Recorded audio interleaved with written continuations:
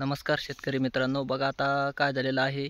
अतिवृष्टी, पूर परिस्थिती, त्यानंतर खूप मोठ्या प्रमाणावर काय झालेलं आहे, पाऊस झालेला आहे.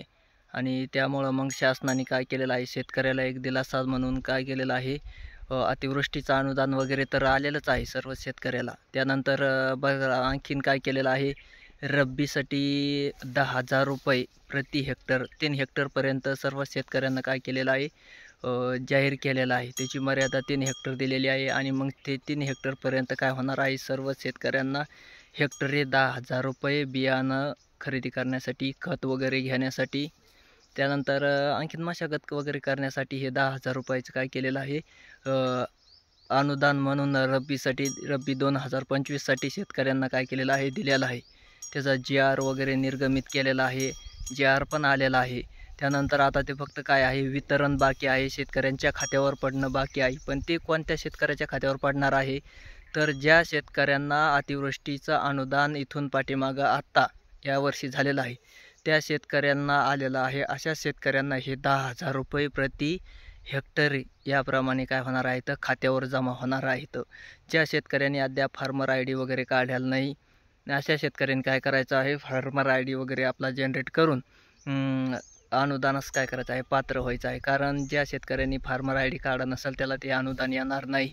आणि ज्या शेतकऱ्यांना इथून पाठीमागचं अनुदान आलेलं आहे, अशा शेतकऱ्यांनाच फक्त हे अनुदान त्यांच्या खात्यावर 10,000 रुपयाचं जमा होणार आहेत. आणि ज्या शेतकऱ्यांना अद्याप फार्मर ID कार्ड नसेल त्या शेतकऱ्यांनी लवकरात लवकर फार्मर ID काढून घ्यायचं आहे. त्यानंतर मग ते खात्यावर त्यांचे अनुदान काय होणार आहे, जमा होणार आहे. जोपर्यंत तुम्ही फार्मर ID वगैरे काढत नाहीत, अतिवृष्टीचं अनुदान तुमच्या अकाउंटला जमा झालेलं नाही, अशा शेतकऱ्यांना ह्याचा लाभ मिळणार नाही. त्यामुळं मग तुम्हाला जर पात्र व्हायचं असेल तर फार्मर ID काढणं अत्यावश्यक आहे. फार्मर ID जवळपास बऱ्याच शेतकऱ्याचे काढणं बाकी आहे. आणि त्यामुळं मग लवकरात लवकर कसं काढता येईल हे काय करायचं आहे, शेतकऱ्यांनी पाहायचं आहे.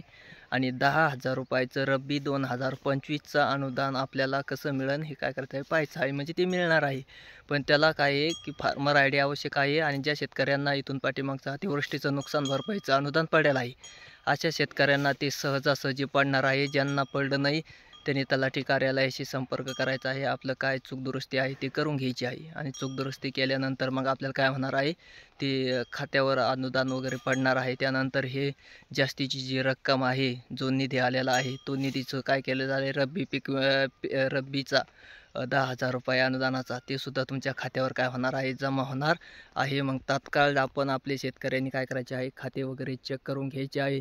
आणि खाते चेक करून पाहायचं आहे आपल्याला पहिलं अनुदान आता 2025चा अतिवृष्टी व नुकसान भरपाई मिळालेली आहे का नाही हे पहा. त्यानंतर मग आपल्याला काय होणार आहे, हे 10,000 रुपयाचा जे GR आलेला आहे ते सर्वच शेतकऱ्यांना 3 हेक्टरपर्यंत त्याची 3 हेक्टरची मर्यादा लावलेली आहे.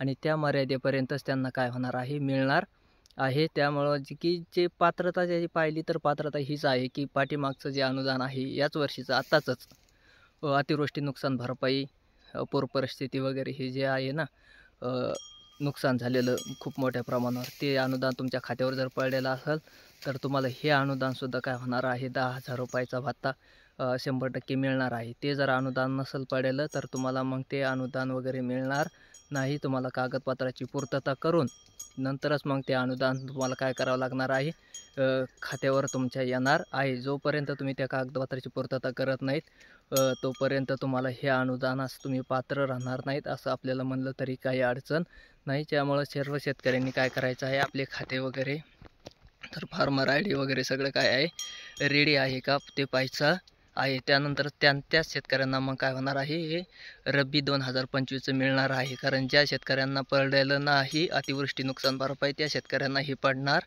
नाही. त्यांचे जे चूकदुरुस्ती असेल ते काय असेल तर तलाठी कार्यालय, मंडळ अधिकारी याच्याशी संपर्क करायचा आहे. आणि स्वतः जाऊन ते पाहायचं आहे. पाहिल्यानंतर मग ते मग काय करायचं आहे, हस्तगत केलं तुमच्या खात्यावर अकाउंटला पडले की मग हे 10,000 रुपयेसुद्धा काय होणार आहे, हेक्टरी 3 हेक्टरपर्यंत हे सुद्धा अनुदान तुमच्या खात्यावर येणार आहे. त्यामुळं मग काय जे असेल ते शेतकऱ्यांनी काय करायचं आहे, आपल्या खात्याचे चूकदुरुस्ती काय झालेली असेल, अनुदान ज्यांना आलं नाही ज्यांना आलं आहे त्यांची काही अडचण नाही. मग ज्यांना अनुदान आलं आहे त्यांनी काय करायचं आहे, काही करायची गरज नाही. त्यांना डायरेक्ट त्यांच्या खात्यावर अनुदान हे काय होणार आहे, DBT थ्रू डायरेक्ट ट्रान्सफर होणार आहे, त्यांनी काळजी वगैरे करायची गरज नाही.